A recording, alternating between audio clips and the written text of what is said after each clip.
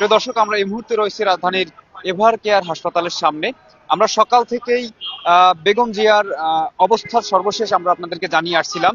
ঠিক তারই ধারাবাহিকতায় আজ আমরা এখন এই সময় আমরা বেগম জিয়ার শারীরিক অবস্থা কেমন সে বিষয়ে আমরা আপনাদেরকে জানানোর জন্য আমরা লাইভে রয়েছি এভার কেয়ার হাসপাতাল থেকে। এই মুহূর্তে আমরা রয়েছি এভার কেয়ার হাসপাতালে এবং আপনারা দেখতে পাচ্ছেন যে এভার কেয়ার হাসপাতালের সামনে এই মুহূর্তে কিন্তু শত শত বিএনপির নেতাকর্মী সহ যে অন্যান্য দলের নেতাকর্মী তারা কিন্তু অনেকেই কিন্তু এই এভার কেয়ার হাসপাতালের সামনে কিন্তু এসেছেন এবং অনেকেই কিন্তু আমরা একটু একটু আগে আপনাদেরকে দেখানোর চেষ্টা করেছি যে এভার কেয়ার হাসপাতালের সামনে কিন্তু অনেকে দোয়া মোনাজাতের মাধ্যমে অনেকেই কিন্তু প্রার্থনা করছেন বেগম জিয়ার সুস্থতার জন্য। পাশাপাশি আমি যদি আপনাদেরকে আরেকটি বিষয় জানিয়ে রাখি, সেটি হচ্ছে যে কিছুক্ষণ আগে বিএনপির সিনিয়র নেতা রুহুল কবির রিজভী আহমেদ তিনি কিন্তু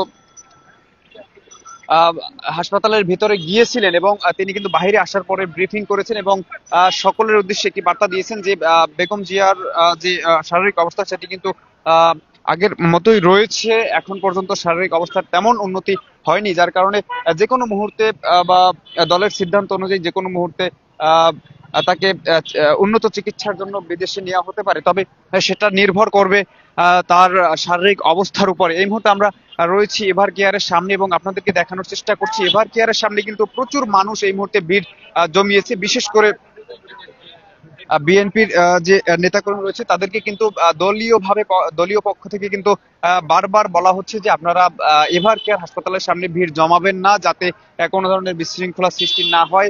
এখানে যারা রয়েছেন অনেকেই কিন্তু বিএনপির বড় বড় পদে রয়েছেন, অনেকে অনেক ক্ষেত্রে অনেক বড় নেতাকর্মী রয়েছেন, তারা কিন্তু এখানে ভিড় জমিয়েছেন বা রয়েছেন। তারা বেগম জিয়ার শারীরিক অবস্থা সর্বশেষ জানার জন্য তারা কিন্তু এখানে এসেছেন।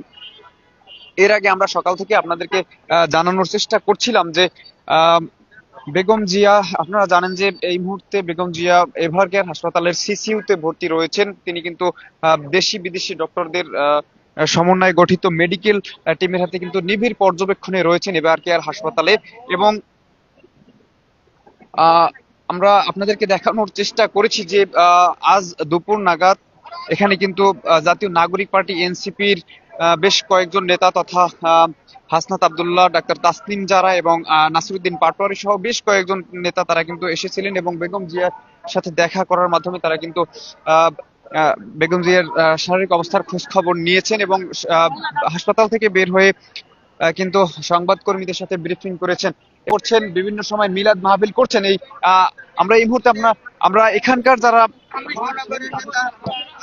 কয়েকজনের সাথে কথা বলার চেষ্টা করব এবং তাদের সবাইকে আহ্বান করছে যার যার ঘরে বসে দেশ নেত্রী গণতন্ত্র মাকে দোয়া করার জন্য। আমরা শৃঙ্খলা যাতে না করি, সবার কাছে অনুরোধ করি। আসসালামু আলাইকুম। আমরা প্রথমে আপনাকে সালাম ও শুভেচ্ছা রইল সাংবাদিক ভাই। আমরা এখানে এসেছি, আমাদের দেশ নেত্রী বেগম খালেদা জিয়া অসুস্থ, তার জন্য আপনারা সবাই দেশবাসী দোয়া করবেন এবং সবার প্রতি আমাদের দোয়া ভালোবাসা থাকলো। আমাদের দেশ নেত্রী বেগম খালেদা জিয়া দীর্ঘ 17 বছর কারণ নির্যাতিত হয়েছিলেন স্বৈরাচার শেখ হাসিনার, কিন্তু তিনি দেশ থেকে পালায় নাই।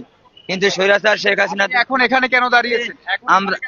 আমরা এখানে এসেছি, আমরা ভারপ্রাপ্ত তারেক রহমানের নির্দেশে আমরা নেতাকর্মী আজকে এখানে এসেছি, তার দোয়া এবং ভালোবাসা নিয়ে আমরা যাব। আমরা শুনছিলাম এখানকার যারা দাঁড়িয়ে রয়েছেন তাদের মুখ থেকেই তারা কেন দাঁড়িয়েছেন এবং কি কারণে দাঁড়িয়েছেন এভার কেয়ার হাসপাতালের সামনে, সে বিষয়ে আমরা কিন্তু জানার চেষ্টা করছিলাম। আমরা আরো একজনের সাথে কথা বলবো। আল্লাহ ভালো রান আমাদের মানে এখানে যারা বেগম খালেদা জিয়ার ফেস্টুন হাতে যারা দাঁড়িয়েছেন তাদের সাথে কথা বলছিলাম এবং তাদের মুখ থেকেই তাদের মনের আবেগ আপ্লুত সেই কথা শোনার চেষ্টা করছিলাম। এই মুহূর্তে আমরা রয়েছি এভার কেয়ার হাসপাতালের সামনে এবং আপনাদেরকে দেখানোর চেষ্টা করছি এভার কেয়ার হাসপাতালের সর্বশেষ পরিস্থিতি।